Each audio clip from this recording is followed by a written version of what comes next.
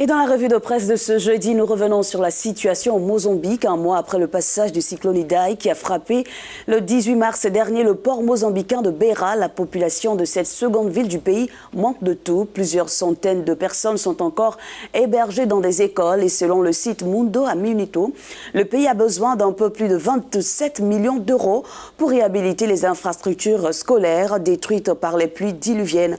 Le ministère de l'Éducation compte restaurer une fois cette somme acquise 6000 salles de classe dans les provinces de Sofala, Manica, Tété et Zambésia, les plus touchées par ce cyclone. Le plan de reconstruction post-Idai dans le secteur de l'éducation sera remis au bureau de reconstruction créé par le gouvernement mozambicain.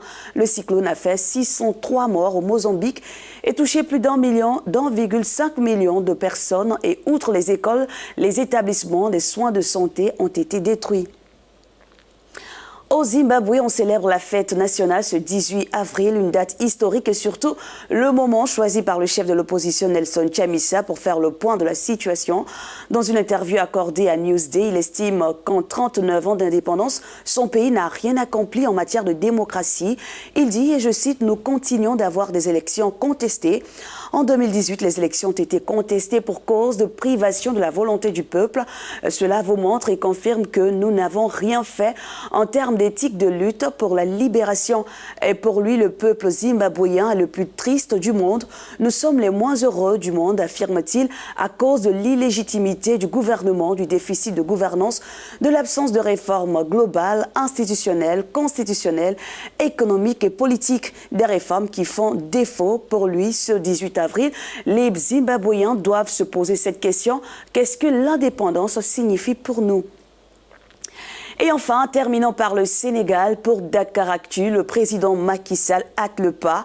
Le projet de loi portant suppression du poste de Premier ministre a été adopté en Conseil de ministres. De plus, rapporte le site, le dit projet de loi sera soumis aux députés dès ce jeudi à l'Assemblée nationale pour son vote. Le quotidien qui donne l'information précise qu'il y a une nouveauté dans cette modification constitutionnelle. Un député peut reprendre son mandat après avoir quitté le gouvernement. Le Sénégal, qui fait figure de modèle démocratique en Afrique, s'est déjà passé de Premier ministre dans les années 1960 sous la présidence de Léopold Sédar Senghor et au début des années 80 sous celle d'Abdou Diouf.